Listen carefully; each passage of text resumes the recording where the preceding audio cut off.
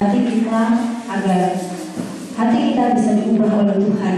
Jadi ketika kita kembali nanti ke sekolah, ada sesuatu yang kita bawa, yang kita boleh jadikan berkat untuk orang-orang yang ada di sekitar kita. Khususnya untuk sebentar lagi kita akan mempersiapkan UN, di mana Tuhan bisa mempersiapkan hati kalian secara baik, sehingga ketika mengerjakan UN semuanya bisa berjalan dengan baik. Oke, kita akan angkat pujian Bapa Engkau sungguh baik. Minta Tuhan Roh Kudus ada di tengah-tengah kami, mengurapi kami, menjaga, menutup bungkus kami dengan kuasa darah. Kami tidak izinkan iblis seperti burung-burung yang mau mencuri benih itu. Tapi kami minta biar Engkau beri kami konsentrasi hati yang mau dengar-dengaran, hati yang mau menghormati firman-Mu, telinga yang mau peka akan suara-Mu. Terima kasih Tuhan. Dalam nama Yesus berbicaralah kami siap. Haleluya. Amin. Seberapa banyak yang siap dengan firman Tuhan? Karena itu Bu Grace minta semua perhatian ke depan ya, ke PowerPoint ke sini di depan, supaya kalian jangan sampai kehilangan firman Tuhan. Siapa yang sudah siap mengikuti ujian nasional? Gak apa-apa, jujur aja. Ada yang merasa belum siap. Ada yang merasa ya setengah siap setengah enggak. Oh, ya. Ada yang bingung dengan pertanyaannya. Oke. Nah, hari ini kita akan belajar tentang seorang bernama Meribaal. Meribaal ini adalah cucu dari seorang raja yang bernama Raja Saul. Dia adalah raja pertama Israel. Dia punya cucu namanya Meribaal. Cucunya ini adalah cucu satu-satunya. Nah, dan Meribaal ini punya ayah, yaitu Pangeran Yonatan. Jadi Saul punya anak Yonatan, Yonatan punya anak Meribaal. Nah, wah, hebat sekali ya Meribaal ini. Kakeknya aja seorang raja pertama Israel, ayahnya aja seorang pangeran yang ganteng, seorang prajurit yang luar biasa, yang gagah, yang hebat. Nah, ini dia. Wah, waktu Meribaal lahir, cucu pertama itu lucu banget gitu ya. Raja Saul seneng banget. Ayahnya yang namanya Pangeran Yonatan juga seneng banget. Anaknya sopo iki gitu ya. Kita lupa kalau anak sendiri. Anaknya sopo iki kok ganteng dewe ya. Meribaal ya. Meribaal itu artinya musuh berhala atau pembasmi berhala. Wah, karena mereka tinggal di Israel itu, orang-orang penduduk asli yang tinggal di Kanaan itu adalah penyembah Baal. Oleh karena itu cucunya diberi nama Meribaal, anaknya diberi nama Meribaal. Mungkin kakeknya sama ayahnya ini punya visi, punya pandangan ke depan. Semoga cucuku nanti kelak kalau besar menjadi pembasmi berhala, yang membasmi berhala-berhala di negeri Kanaan ini. Wah, dia akan menjadi anak yang gagah, dia akan menjadi anak yang hebat. Apalagi ayahnya Yonatan. Anakku sih paling luar biasa dunia. Besok kamu membasmi berhala yang Meribaal, kamu jadi seorang pahlawan ya. Kamu jadi anak yang gagah, yang luar biasa. Anak pertama, cucu pertama, ya kan? Hebat sekali. Wah, semua orang sayang sama Meribaal ini. Dia namanya aja cucu raja, pasti tinggal di istana ya. Kamarnya mewah, bajunya mahal-mahal, makanannya enak-enak. Mungkin dia dipanggilkan guru les terbaik datang ke rumahnya. Wah, fasilitas mainannya yang mahal-mahal. Sepatunya nggak beli mungkin belinya di luar negeri ya mungkin ya. Wah, semua kebutuhannya dicukupi. Makan pagi.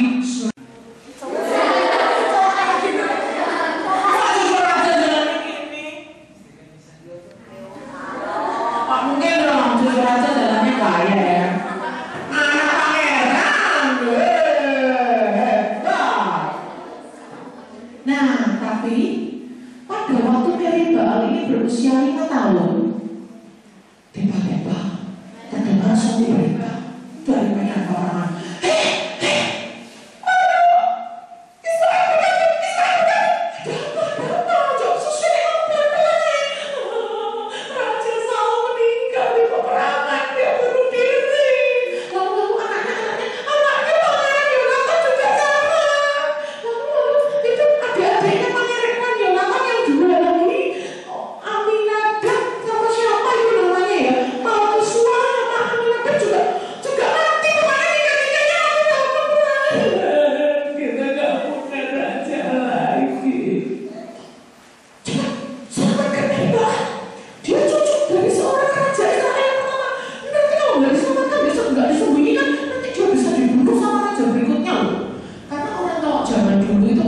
seorang raja memerintah, lalu dia kalah dan orang dia mati, bahaya.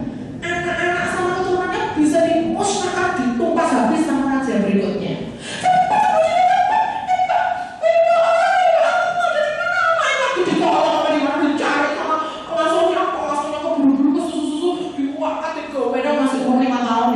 Lucu-lucunya lagi lari sana lari sini, dia udah bisa tanggurap, duduk, merangkak, lari, lompat, dia umur 5 tahun kan udah bisa lompat, lari, sembunyi-sembunyi, digendong sama apa namanya, digendong sama inang pengasuhnya itu karena saking kesulitan itu. Waktu turun dari tangga, jatuh kesandung mirip Baal ini, kakinya jadi pincang.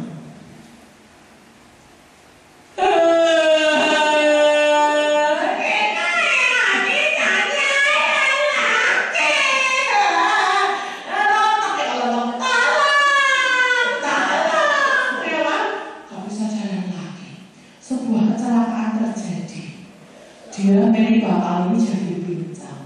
Karena inang pengasuhnya itu sih keburu-buru larinya. Tapi kita juga nggak tahu ya. Siapa tahu inang pengasuhnya ini sengaja dibikin jatuh, dibikin pincang. Apa tujuannya dia? Kita nggak tahu. Mungkin aja sengaja, mungkin juga nggak sengaja. Ya. Sejak itu hidupnya jadi berubah. Tadinya dia cucu seorang raja, anak seorang pangeran, ganteng, jalannya aja melinting gaya. Sekarang dia pincang dan ya seperti ini. Semuanya sudah berubah. Gak ada lagi yang bangga sama dia. Gak ada lagi yang bilang, ganteng, kamu cucunya Raja Saleh. Gak ada lagi yang bilang gitu. Semuanya bilang, kok anaknya siapa sih kok pincang? Jelek banget galangnya. Gak ada ganteng-gantengnya sama sekali.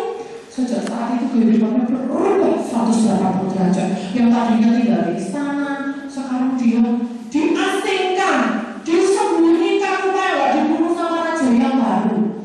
Dia disembunyikan di rumah seorang kaya yang bernama Makir bin Amiel di Lodebar. Dia diasingkan di Lodebar. Lodebar itu tempat yang sepi, tempat yang gak ada orang mau tinggal di sana. Tempatnya itu untuk bisnis gak bisa maju, untuk dirikan sekolah di situ gak bisa dapat murid di situ, untuk mau ngadakan dagang apa, ternak apa, mau nanam apa gak bisa tumbuh di situ, mau dagang apa gak bisa jalan bisnis itu, mau melihara ternak di situ karena gak ada rumput hijau, tempatnya tandus, gak ada orang melihara ternak di situ. Pokoknya tempatnya tempat yang asing, yang sepi, yang gak enak. Dan si Mary Baal itu di sana, dia menjadi orang asing, numpang. Tuhan, saya numpang di sini. Maaf saya merepotkan Tuhan, maaf. Oh ya udah nggak apa-apa, udah seperti itu kamarmu di situ ya, dekat kamar pembantu situ ya. Apa namanya kalau bilang nanti dikasih makan seadanya, ya sudah kamu numpang di sini yang baik-baik, jangan bikin masalah ya. Wah, numpang tuh enak nggak? Nggak enak, serba suka ya kan. Mau makan yang kenyang nanti dikira rakus, mau nggak makan nanti dikira putus asa, nggak mau hidup. Nanti kalau mau pinjam sabunnya takut repotkan. Nanti kalau seandainya sekarang nonton TV sampai malam takut mengganggu tuan rumah. Pokoknya serba nggak enak kalau numpang di rumah orang itu. Kita kadang-kadang kalau rumah orang paling betah 1 minggu lebih dari itu sudah. Kok rasanya soal pengen pulang ya? Jangankan di rumah orang, tinggal di hotel aja nggak enak kok. Walaupun hotelnya mewah, kita nggak mungkin tinggal di hotel selamanya. Pasti pengen pulang karena di rumah lebih bebas. Nah, Lodebar itu artinya tanah tempat yang tidak ada harapan. Mau ngapain di Lodebar, tempat yang sepi? Nggak mungkin bisa maju kalau tinggal di sana. Nah, sejak Mary Baal ini tinggal di Lodebar, dia hidupnya nggak punya impian. dia hidupnya nggak punya cita-cita. Aku mau jadi apa ya besok? Sudah kakiku pincang, aku tinggal numpang di rumah tuan akhir. Aku besok mau jadi apa ya? Nggak bisa punya cita-cita. Mau jadi pedagang? Nggak bisa, pedagang tempatnya nggak sepi, nggak ada toko. Mau jadi peternak? Nggak bisa, nggak ada pasar hewan. Mau jadi apa tiba-tiba? Nggak punya cita-cita. Apalagi kakinya pincang. Siapa yang mau terima aku kerja? Kakiku aja pincang. Pasti kalau kerja di mana yang diterima itu pegawai yang nggak cacat seperti aku ini. Aku kerja apa? Nggak punya cita-cita.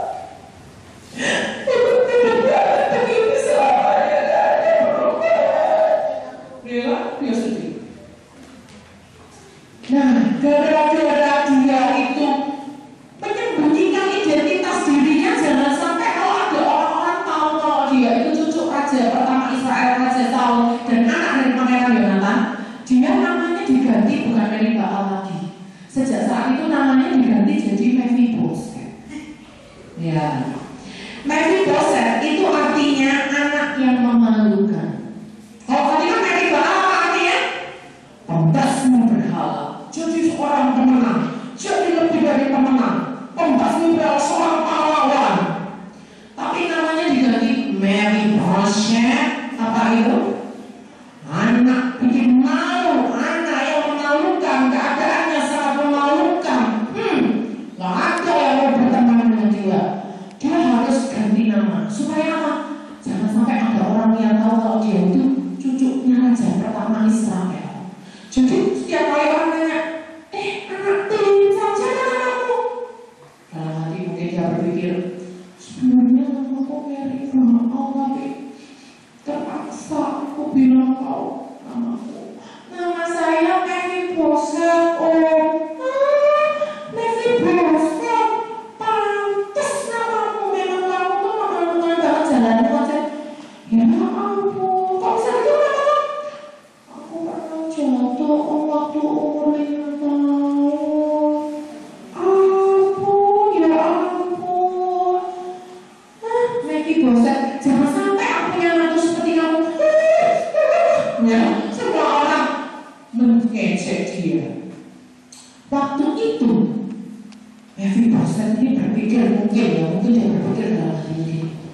Yang menggantikan Saul menjadi raja waktu itu adalah pamannya yang bernama Isiboset. Jadi raja Israel itu digantikan oleh Daud itu hanya suku Yehuda aja. Pada saat itu 7,5 tahun pertama digantikan oleh Daud itu hanya suku Yehuda.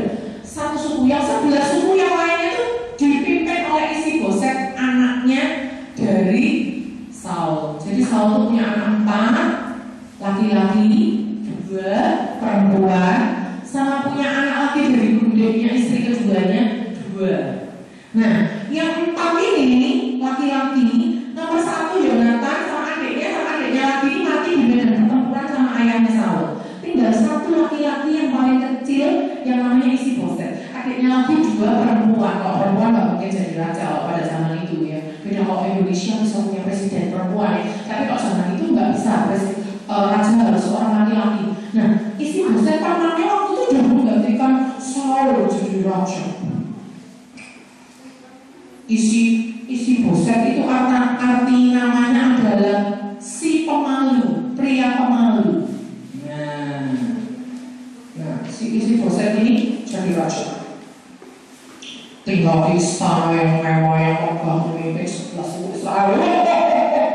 Aku raja menggantikan ayahku. Tapi nggak ingat sama ponakannya. Mbok yo tangannya, aduh anaknya kakakku Yonatan tuh sekarang di mana ya? Kok hilang itu? Coba tak cari tahu. Kasihan dia kalau tinggal di tempat lain. Apa mungkin dibunuh atau bunuh diri, kasihan? Tak, mbok tinggal sana. Tidak, sama sekali. Nggak ingat sama ponakannya sama sekali. Mephiboset gak ada yang ingat sama Mephiboset. Pamannya yang enak, lontang-lontang tinggal di istana yang megah, makanannya enak, bajunya bagus, kursinya empuk, tempat tidurnya kentul-kentul. Kok gak ada yang ingat sama Mephiboset gitu. Sedangkan Mephiboset tinggal di Lodebar, tempat yang sepi, rata-rata, kan jadi seorang penumpang di rumah tuan akhir.